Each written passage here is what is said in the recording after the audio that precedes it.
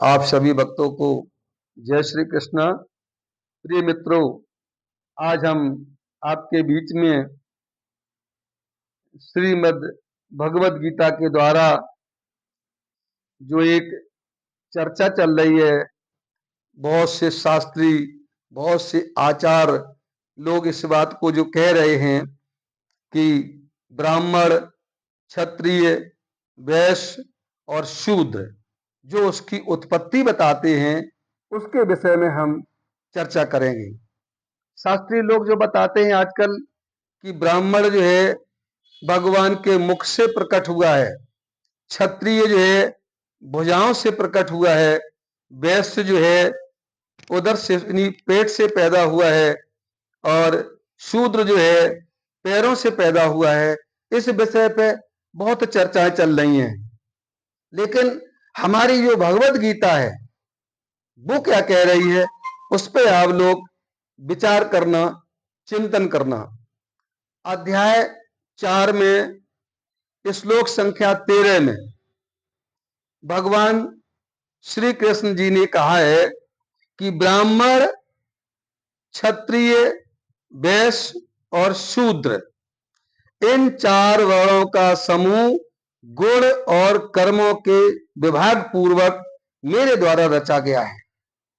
भगवान श्री कृष्ण जी क्या कह रहे हैं कि ब्राह्मण, क्षत्रिय, वैश्य और शूद्र इन 4 वर्णों का जो समूह है, ये चारों वर्ण एक समूह है, इनका जो समूह है गुण और कर्मों के विभाग पूर्वक मेरे द्वारा रचा गया है।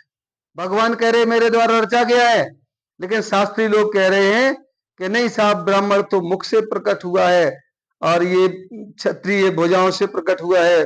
तो इस विषय में ये चिंतन करने का विषय है। और उसके बाद जो है ये फिर आगे बता रहे हैं 18 अध्याय में, अध्याय 18 में श्लोक संख्या 41 श्लोक संख्या 41 में जो है भगवान फिर बता रहे हैं कि हे परम तप अर्जुन, ब्राह्मण, क्षत्रिय और वैश्य और शूद्र के कर्म स्वभाव से उत्पन्न, जो कर्मों का जो स्वभाव है उससे जो उत्पन्न हुआ क्या गुणों के द्वारा विभक्त किए गए हैं। अब गुण क्या है, अब हम आपको और थोड़ा गहराई से बता दें कि गुण का मतलब जैसे सतोगुण, तमोगुण और रजोगुण, तीनों गुणों में जो है जीव फंसता है, इनसे ही उसके कर्म जो है बंधते हैं। तब जैसे सतोगुण में कोई बंध गया और कोई रजोगुण में बंध गया और कोई तमोगुण में बंध गया, तो इन गुणों के विभाग जो है, इन गुणों के जो है गुणों से विभक्त किया गया है।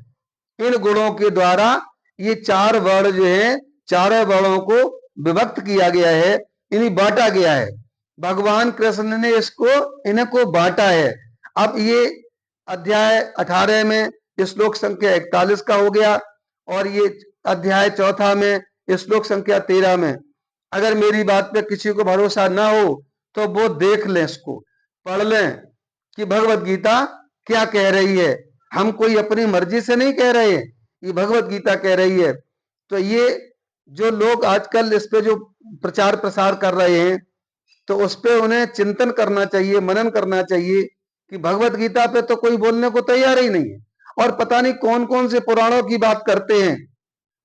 हमें तो बड़ा अजीब सा लगता है जब ऐसी लोग बात करते हैं, तो बड़ा दुख होता है। तो आज हम इस वाणी को यही समाप्त करते हैं। अगले भाग में फिर क्या लेके आएंगे वो अलग बात है। बोल वृंदावन बिहारी लाल की जय हो।